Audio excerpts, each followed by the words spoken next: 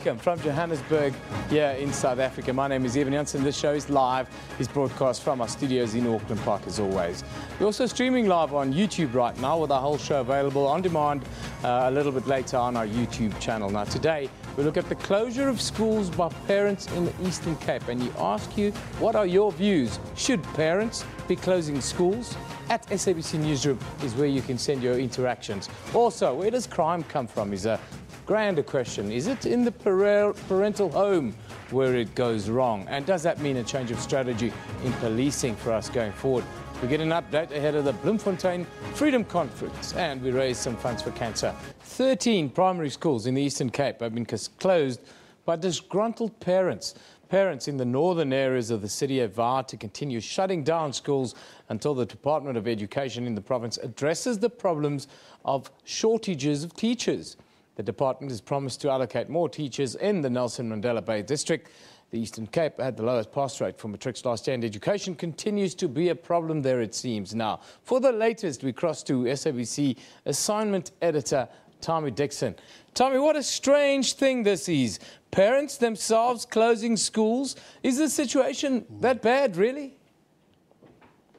Well, it's very bad. It's very bad, Eben, and it's something that is happening just throughout the province of the Eastern Cape. It hasn't started now. It's been going on for a while now, since last year.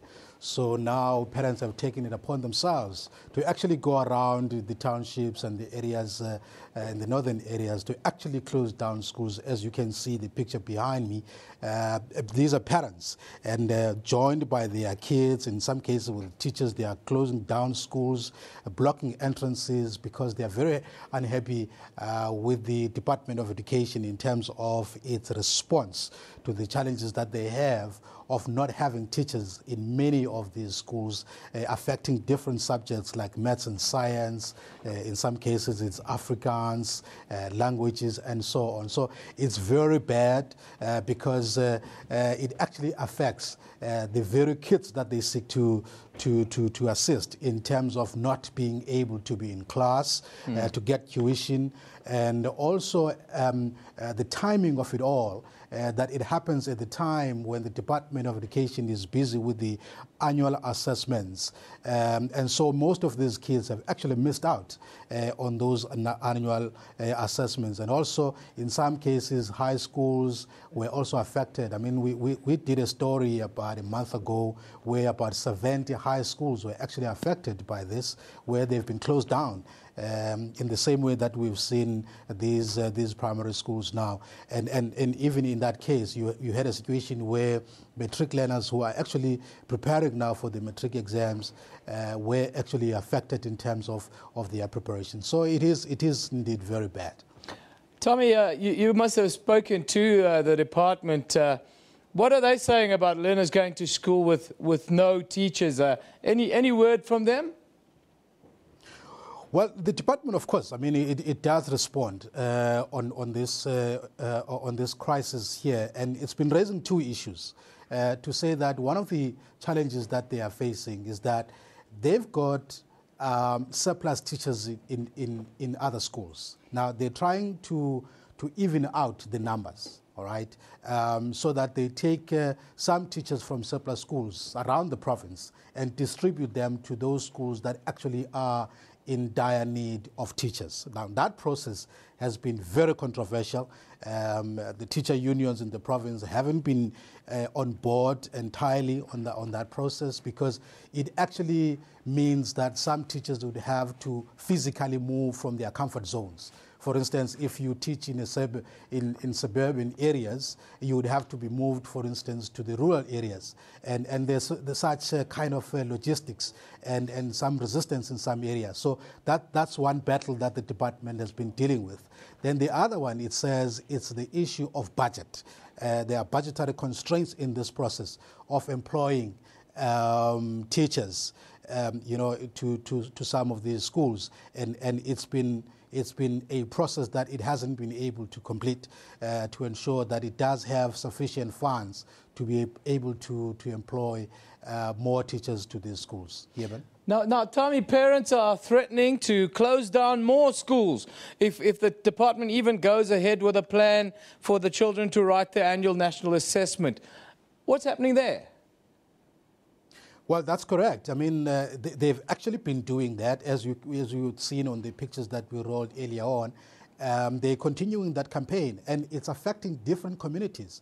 You'd find that in the coloured community, which we call the northern areas here in Port Elizabeth, most schools they are affected, and then parents are actually very adamant that they're going to close down these schools, and even if it means that their kids are deprived of the opportunity to participate in the national annual assessments, or even if it means they are actually disrupting the whole process of writing the matric exams, which is quite very, very scary if it's going to go to that level. But it's something that they are prepared to do, because they're saying, what is the point of these kids actually sitting down for these assessments when they have not had teachers in front of them for the better part of the year? What's the point? What are you going to assess them on? Because you didn't give them teachers in the first place, now you're going to assess them. What kind of results are you expecting from those kind of assessments? So I think it's a fair question, but in terms of whether the tactic itself that they are using is correct, and it's something else altogether. Yeben. And what are parents saying about the moral scenarios around this, the scenario of taking your child out of school with the possibility of setting them maybe a little bit back in their schooling career? Yeah. Are they talking about the greater good and the greater plan here? Well, they do. They do. I mean, some parents, they even go on to say, I mean, if they have to sacrifice that for this year, it means that they will be sorted in the coming years.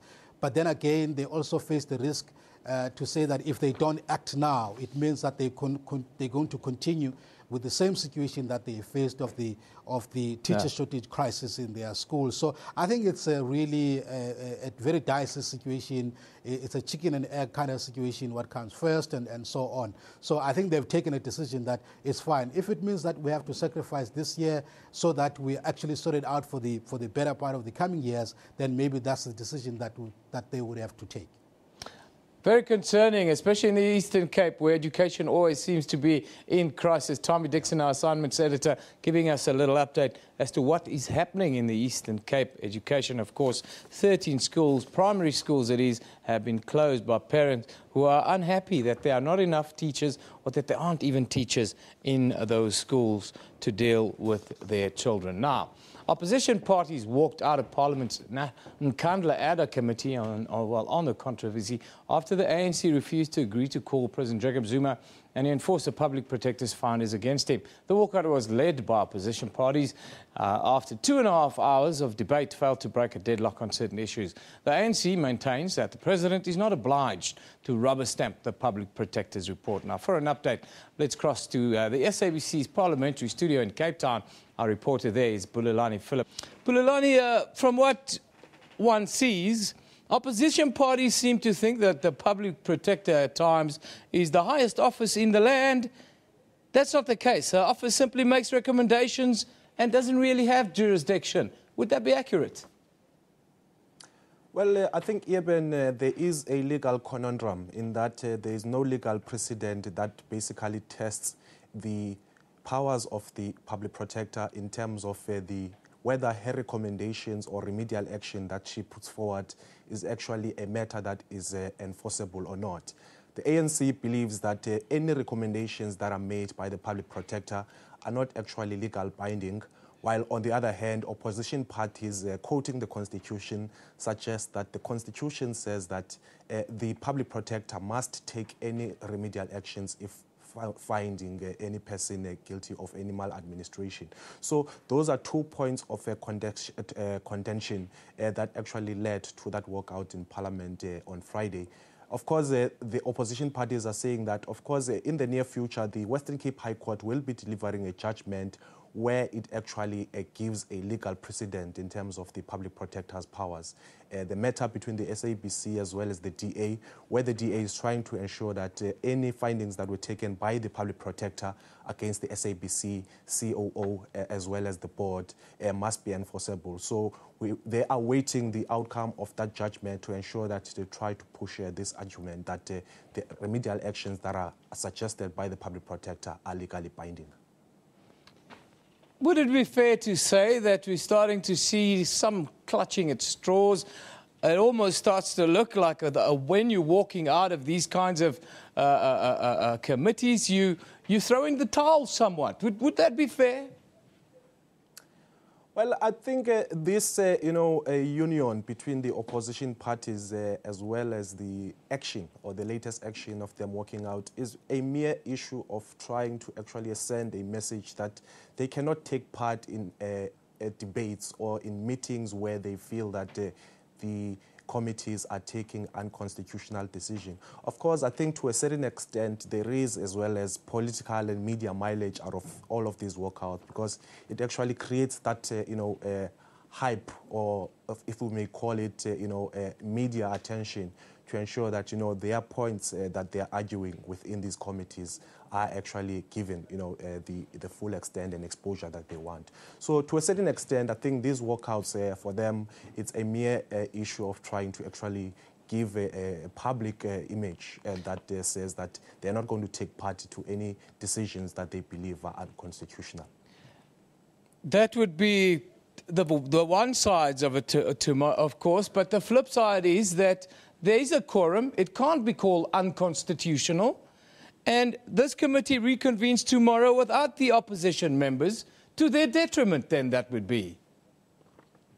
Well, of course, the ANC maintains that they have been given the mandate to rule the country, and therefore any decisions that they believe or they take, they will actually continue to move with those decisions, whether with the consent or without the consent of opposition parties.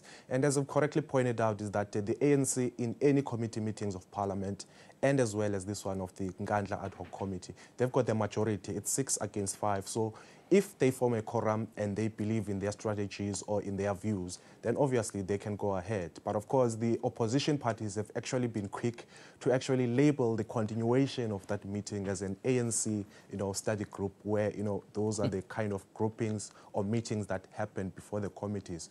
So I think what we can read or take out of this thing is that the ANC will continue to use its majority to ensure that, it implements what they believe in. But Alani, then the constitutional challenge, or the threats of the Constitutional Court challenge, how do you read this? Well, as I've said earlier, Eben, there is certainly a legal conundrum in that the powers of the public protector is not something that opposition parties and the ANC agree on. As I've said, there is a pending Western Cape High Court judgment where the DA is challenging, the enforceability of the powers or the remedial action that are suggested by the public protector. I think the opposition parties, what they've said on Friday is that they're going to wait for the outcome of that judgment. And if, in fact, the court just find in favor of the DA and rules that the decisions that are taken or remedial action that is suggested by the public protector is legal binding, then, of course, they're going to use that judgment to actually come back to this committee and ensure that the recommendations that have been made by the public protector in relation to the Nkandla matter are actually enforceable. That is the issue that I've been been pushing for. Of course, if the finding of the Western Cape High Court is against the DA, then the DA and the EFF have suggested that this is a matter perhaps maybe that should be adjudicated by the Constitutional Court in order to give that clarity around the remedial action of the public protector. Bulelani Philip, thank you very much for putting us in the picture. That is our parliamentary reporter coming to you live from Cape Town, a parliamentary studio there, shedding light into this walkout out of the ADA Committee on Nkandla late last week. Let's take a look now at your comments. What are you talking about on our social pages at SABC Newsroom? A 110-year-old institution, Rand Water, stops pumping water, and you tell me they had never anticipated the possibility of cable theft? Really now? Cable theft? I'm not sure. Cable theft. Donald says, so let me get this straight. We have to pay e-tolls, but our government can't guarantee a steady supply of water in Gauteng. Rand water shame. I can't see the connection between the two. Donald, that's a bit of a stretch, my friend. Water, a basic human right, and some people have not had any for 3 weeks, yet the powers that be are totally blasé about it. Hashtag Joburg Water. Yes, there's a lot of anger here in Johannesburg and the whole of Gauteng, really, because of the lack of water the last couple of weeks.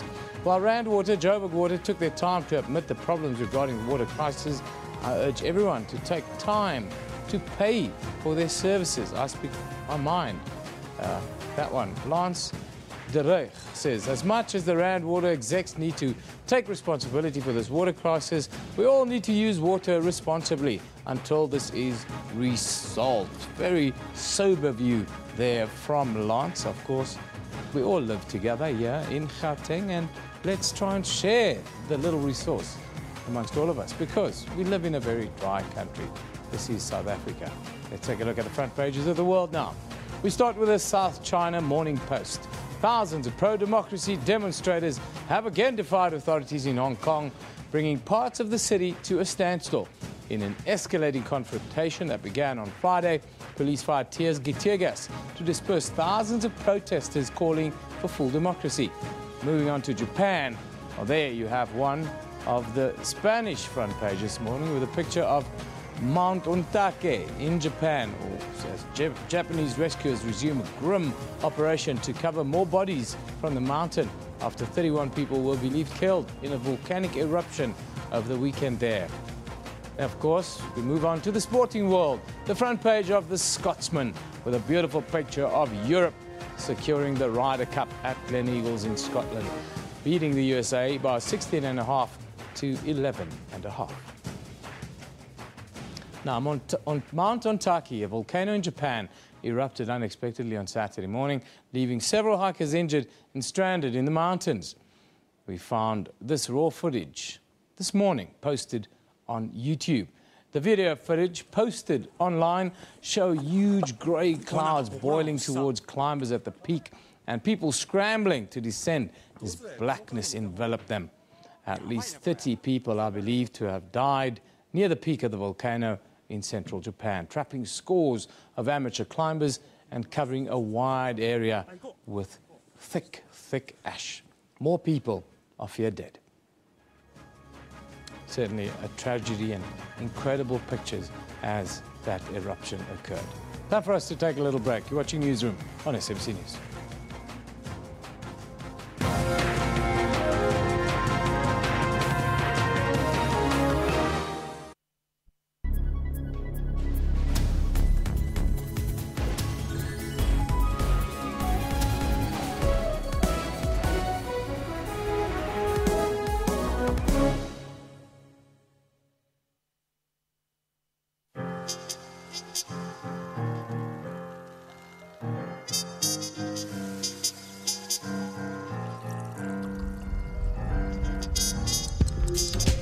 It takes patience and the finest ingredients to craft a milk stout of superior quality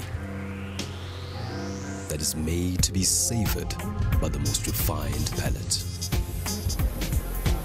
Castle Milk Stout. Savor the moment. I once saw a flower blossom through 27 prison bars of yesterday's unjust flames. I felt an old woman's anticipation for the country's first open elections. And I heard the loud celebrations of that flower's historic inauguration. I was there when Unity sang of how the Springbok never held anything back, and we saw a first-time band of 11 men, Shibobo possibility throughout the land. At the foot of Africa, time remembers how truth can reconcile a people. We carved our name into space, and on the world stage, our art stood united. When we blow that vuvuzela, the whole world goes into a trance. And even in that tearful hour of the flower's separation, we are a people who see the music and hear the flowers dance. SABC, sharing 20 years of inspiration.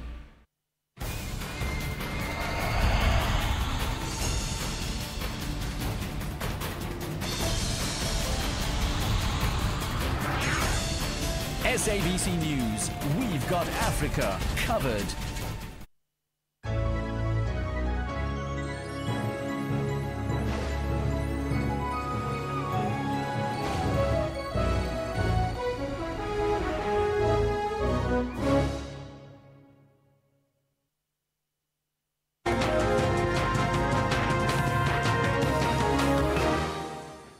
Welcome back. This is Newsroom on SABC News. Could violence be reduced by focusing on early childhood development? That was a question raised by the Institute for Security Studies before the release of the annual crime statistics. The Institute stated before the release of the results that if you want to reduce violence, you should look at early childhood development. The statistics revealed that our murder rate is way too high by any acceptable standards. However, to merely look at the numbers without exploring the underlying reasons is as good as running in the dark. Early childhood development is considered to be the most important phase in life, which determines the quality of health, well-being, learning and behavior across the lifespan. Now, to delve more into the possible link between this crucial phase and violence in our society today, we are joined from Tshwane Child Welfare by early childhood development expert Karen Lowe. Do you believe that by focusing on early childhood development that South Africa could reduce violence on a grand scale in the country? I do. I think if we look at early childhood development, we should start with families and break the circle of violence within the family. We should focus more on social and mental health services to families and children, and give therapeutic intervention to young children who experienced violence. And I think we should also focus on education and the effects of violence is very important, and education may reduce the ignorance and the risk of family violence. What about the absence of the father in the household? Does that have an effect? I think it does have an effect. Families and family preservation is very important. We know that absent fathers leads to many problems in a child's life. If we look at communities where there's no fathers, that's communities where children are displaying behavior problems, where they use drugs, where they get involved into crime, and that is a big problem. I want to talk about violence because our children are exposed to violence. What about those that are raised in violent scenarios in the home? Do they tend to be more violent than other children? Definitely. They learn that violence is the only way to resolve conflict and problems. And we know that children growing up in violent home will either be victims of violence later on in life or perpetrators. Girls tend to be further victimized, and boys tend to be more aggressive later on and be violent towards their partners and families. I want to talk about discipline then out of that. We seem to be in a phase where discipline is a very touchy subject in South Africa. Does something like spanking your child then also fall under the violent category that you're talking about? It can be harsh. We know that harsh corporal punishment has a very negative effect in the long run on children, and that they get more aggressive, and that there's negative behavioral problems later on in life when they get older. I believe that parents should lead by example. Discipline is to guide and influence your child, and through spanking and harsh corporal punishment, you can't influence a child. What about media? the role of the media, the amount of violence we see in the media today. Computer games are very violent, movies are very violent, and children are exposed to that every day. Yes, they are. Extensive research has been done for the past 40 years on the effect of media violence, and it supports the conclusion that violent media has a very negative effect on children. It encourages them to be aggressive. They have aggressive attitudes and behavior, and it desensitizes children to the real world and fantasy world of violence. What about the relationship between parents? Do you have to always show a united front, even if it isn't the case in the home? And how do you do that? I think it's impossible to always show a united front. It's important for parents to resolve conflict without violence. The children must learn in their homes that there are other ways besides violence to resolve conflict. And if they learn that in the parental home, later on in life, they will know that conflict is part of our daily lives and we can solve it without being violent. Finally, just tell us quickly, what are the ages that children are the most impressionable to this kind of casual violence, as it were? If we talk about the early development phase, it's between the ages of 2 and 6 years old, and that is where a child is like a sponge. They're very impressionable to their homes, what happens in their homes, and that makes an impression on how they react later on in life and how they deal with problems and solve problems. Karen Lowe, thank you very much for shedding light into a very touchy subject in South Africa. Our murder rate is seemingly out of control, and the question we ask, could violence be reduced by focusing on early childhood development? The answer is a resounding yes. Let's take a look at what you're talking about on social media. Please remember to send your views to @SABC Newsroom. That's where we live. Jerry says, I can't help but wonder why a sane person would want to climb a volcanic mountain. Isn't there enough to kill you on land? Oh, Jerry, you need to get out more, my friend. Capital Trend says, rescue workers begin removing bodies from the peak of the Japanese volcano. At least 31 believed to be dead. More, I expect that number to rise, as you saw from the picture we have there. Miami, Mansour, my heart goes out to those who were affected by the Japan volcano.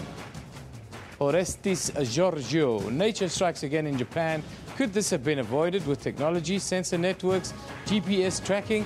We simply can't avoid everything, I suppose. Clan Engaged says, sending my thoughts to the victims and the families of volcano eruption in Japan. That's very much a sentiment around the world. And there you have a beautiful picture. Meteo Italia, Japan, unexpected explosion on the volcano on Taki. 30 dead, 31 confirmed dead now. That number is still expected to rise. We'll keep you updated on this very channel, how that story developed. Let's take a look now at our Facebook page. Of course, 2 more people have died after a collision between a bakkie and a minibus taxi in Hartswater in the Northern Cape, bringing the death toll to 15. Also, more than 500 rescuers in Japan resumed searching earlier this morning for victims of a volcano that erupted without warning at the weekend, leaving 4 confirmed dead and 27 presumed dead that have perished in a southern rain of ash and stone. Also there, the Minister in the Presidency, Jeff Radebe, has warned that it could take some time before the bodies of South African victims can be flown home, as only 18 post-mortems have been completed so far. Of course, you can find this and a whole lot of other stories on the Newsroom Facebook page. Now, on a lighter note, on Friday, a group of international cricketers set a new record. They were playing the highest ever match at the top of Kilimanjaro. The teams included English bowling legend Ashley Giles and South African icon Makaya Ntini. The game was played at 5,730 meters in the flat crater just below Kilimanjaro's 5,895 meter summit. The final score was, well, a winning 82-5 for the Gorillas team, led by England's women's vice-captain Heather Knight, against 64-9 for the Rhinos team, led by Ashley Giles. So lost by 18 runs. You're watching Newsroom. We'll be back after a short little break.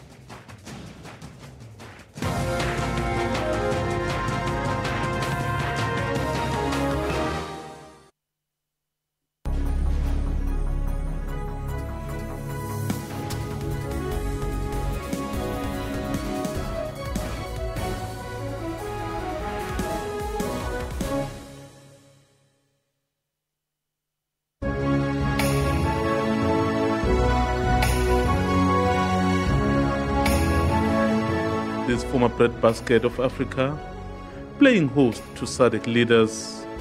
I feel humbled and yet greatly honored at being appointed the chairman of SADC. When I was a student, Harvard was only my visible college, my formal classes. But I was also a student in an invisible college. The outbreak in West Africa is the world's deadliest to date. It's centered on Guinea, Liberia, and Sierra Leone, with cases also reported in Nigeria. Catch news at 8, 7 days a week. Be informed. What is wrong with African players? Why are they not winning? Our officials, they don't look at the bigger picture of players being happy before they go to the pitch, because mind game is very important. Seek ye first the goals. I am playing the tactical strategy on the field of play, and all other things shall be added onto you. Don't put money before. African coaches, did they do well? I think so far they are doing well.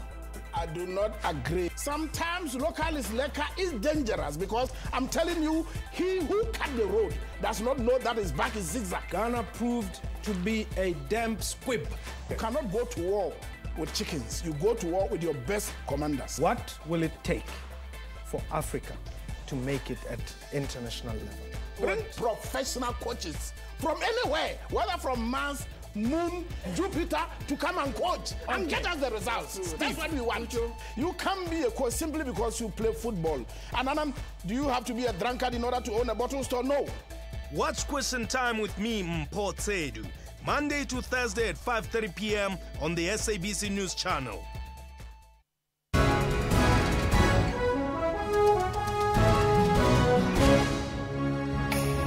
Guinea is reopening an Ebola clinic in its remote southeast in an effort to prevent sick nationals seeking better treatment elsewhere. The new labor law also seeks to clamp down on violent strikes by holding a trade union liable for violence committed by its members during a strike. The new canal is set to boost annual revenues to about $13 billion by 2023. It's part of a larger project to expand port and shipping facilities around the canal. This is Vigigas's fourth victory on the PGA Tour. That's all the weather that I have for you for now. Stay tuned. For all your business news, catch news at 1 every day. Be informed.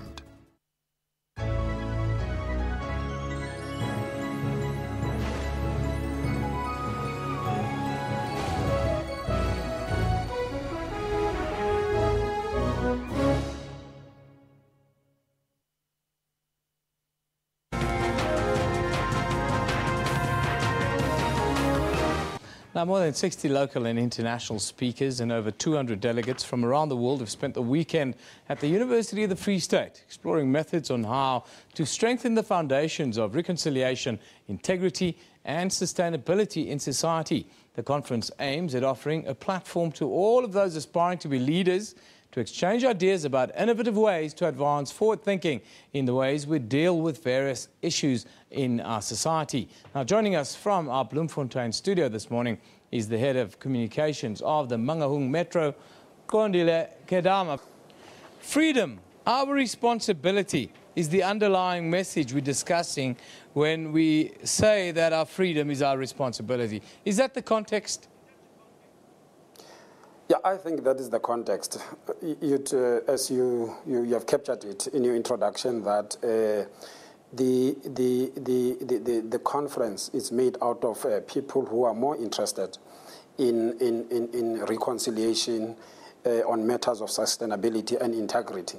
So it is against that background, even ourselves as the city, we decided that we would play a host together with the University of the Free State, because our view as the city is that we would want to see a sustainable nation, a nation with integrity, a nation that is looking forward at making sure that you, one way, as individuals, contribute in the livelihood of others.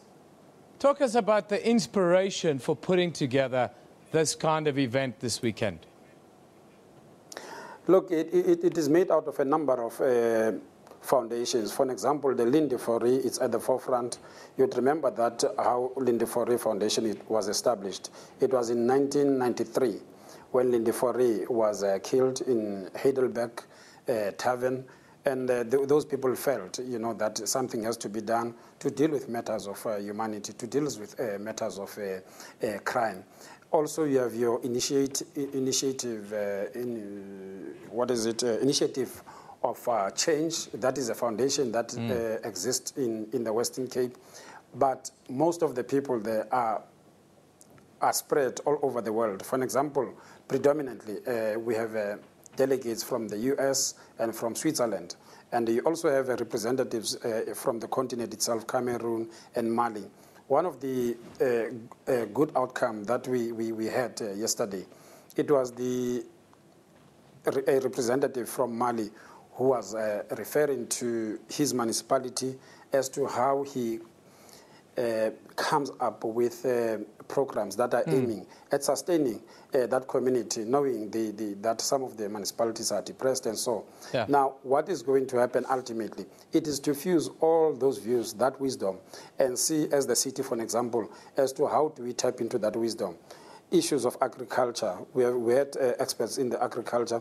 We want to check as to, because if you look at the Mangaung Metro itself, it's a combination of a little bit of rural and urban. Yeah. We want to check as to what is it that we can do on that side of the city, where you need to make sure that there is food security and the people get to do things on their own. So we are inspired by all those things. Hence we said, when he addressed the conference himself, the executive mayor of Mangaung Metro, Councillor Thabo Manyoni, he said he would want to see this conference happening almost every year, because the wisdom that that is coming out of that the conference itself is priceless, and we would want to tap into that knowledge. It's called mindshare, I think, in advertising, where we tap into each other. But I want to talk a little bit about freedom. We ran beautiful pictures just now on screen. Nelson Mandela coming out of Victor Verster prison.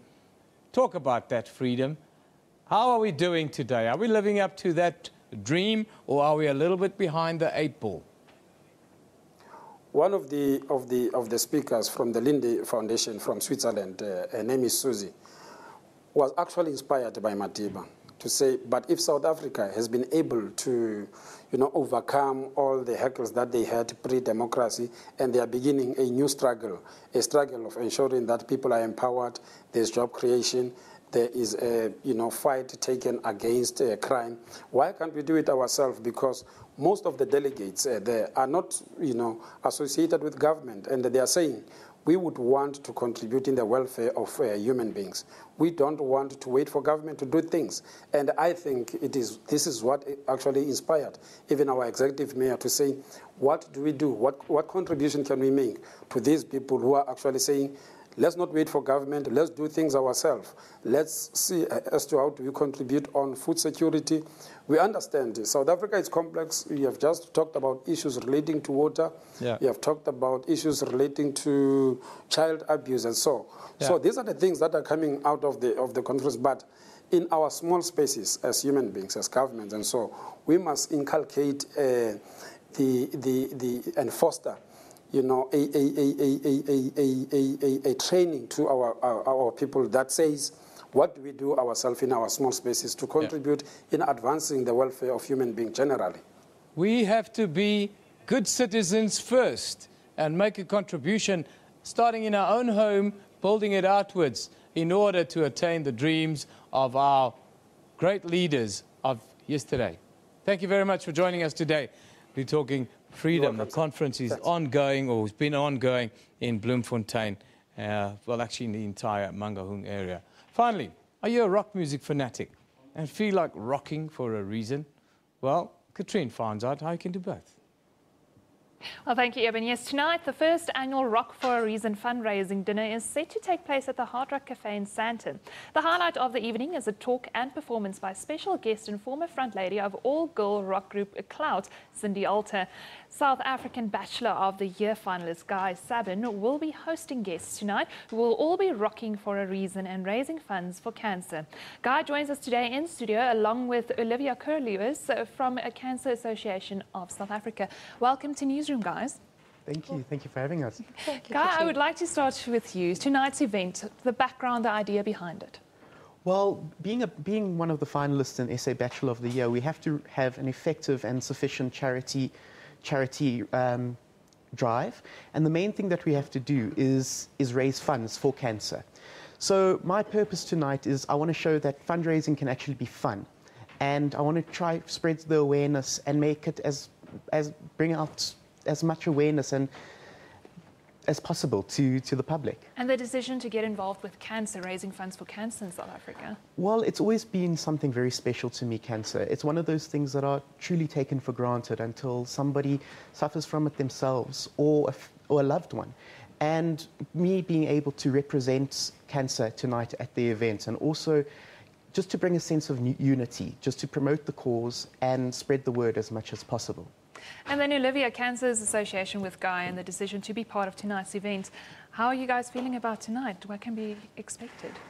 Oh, well, we're hoping it's going to be a huge success, and Cancer is standing behind Guy. Also, rock is got to do with exercise, which we promote. So we hope the guys really rock tonight, and it all leads to a healthy lifestyle. Yeah, I read on your website it's 90%, plus minus 90% of all cancers are associated with lifestyle or environmental factors. How important is it, you being a South African Bachelor of the Year as well?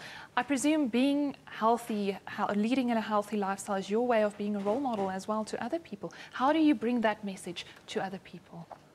Well, of course, you need to practice what you preach, and in this case, living a healthy lifestyle is so important because you need to be able to protect yourself with regards to carcinogenic chemicals. You mustn't smoke.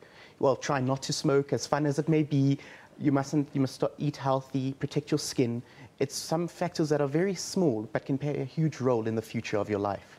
What are the major challenges we are still faced with today when fighting cancer? The huge challenge that we have at the Cancer Association of South Africa is financial implications. We need funds to be able to reach the 80% of the population out there which live in the rural areas and to get the message across. And we need funds to keep our mobile units on the go. We need funds to be able to do preventive screening for pap smears. We need to buy consumables. We need to pay for the cytology. We need to employ professional nurses, social workers. So we really urge people to get involved with all our national projects, be it Shave-a-thon, be it Relay for Life, be it Kappa for Cancer, or Cancer Active, which is involved in all the major sporting events, which promotes an active lifestyle. We are seeing a lot of these fundraisers throughout the year. Are they making an impact? Are they making a difference? They are making an impact, but we are in a flatline economy at the moment, and people on the street really have less disposable income. So we are finding it more difficult to raise funds. So we try and cut costs and try and make do with what we have. And we really urge the public, because we don't get any government funding, to be able to, put their hands deep into their pockets and to support our national fundraisers. And we just want to mention, in the last 2 weeks, Reader's digested a survey nationally, and cancer was voted as the most trusted charity in South Africa. Now, Guy, tonight we'll be seeing Cindy Alter as well. Now, she's former front lady of Clout and also a cancer survivor. Can you tell us a bit more about what we can be expecting from her tonight? That's correct. Well, Cindy plays such a huge role in the South African music industry. Not only was she the front lady of Clout, a multi-million selling band, and also the only South African act to actually reach #2 on the UK singles chart with their single Substitute. But we can expect something really great tonight. She's a survivor of leukemia. She's a truly inspirational person, incredible person. She's going to be doing a few performances of a few songs, and also be doing a motivational talk about her experiences, and also how prevention is better than a cause. And it's going to be a lot of fun. Just to wrap, can you guys just give us the final details of how people can get involved and how they can attend tonight's event? Sure. Well, tonight you can join my Facebook group, Guy Sabin, SA Bachelor Finalist 2014, or you can contact me on my email. All details are there. Or you can come give us a visit tonight and just do your little bit of contribution. That's at the Hard Rock Cafe in Sandton. Well, guys, thank you so much for joining us this morning and telling us a bit more about it. It's Olivia Kerr-Lewis from Cancer, and then Guy Sabin, who is a South African Bachelor of the Year finalist. If I'm not mistaken, Eben, you were once a Bachelor of the Year finalist yourself. That was a long time ago. The year was the year 2000. Back then it was run by Cosmopolitan magazine. The Raffaele sisters decided that I was the most eligible Bachelor this year. All the best, Guy, tonight. I hope it goes well. Final look at what you're talking about on social media at SABC Newsroom. That's where you, of course, can interact with us. George got married. Sorry, ladies. George got married. All the good ones are gone now. Well, the best gift for the Clooney wedding, certainly the most original and exclusive, says Maurizio Armanetti. Show us another picture there. There's the beautiful couple. My word, what a lovely picture, George. Mr. and Mrs. Clooney. Clooney wedding. Yes, it's going to go on for a while still. There we have the chaos that ensued in Venice. Of course, the most eligible bachelor of all time. Guy, that's George Clooney. Most eligible bachelor of all time. He's hitched. We all got to go sometime, my friend. George Clooney invited longtime taxi driver friend to his wedding. Yes, George has always been a very classy guy. That's the one thing George can never be accused of. And ladies and gentlemen, that's how you do it, and that's why he's the man. I agreed with that. Of course, George Clooney grew up in a news family, mind you. His father was a news anchor in the US for many, many years, and he grew up pretty much in a newsroom just like this. Newsroom is broadcast live from our studios in Auckland Park, Johannesburg, every weekday morning between 9 and 10 a.m. The show repeats at 2 in the afternoon with a total rebroadcast 5 a.m. the following morning. We also stream live on YouTube at that time, with the show available on demand on our YouTube channel, so you can watch it whenever you feel like it. This is SABC News. You've been watching Newsroom.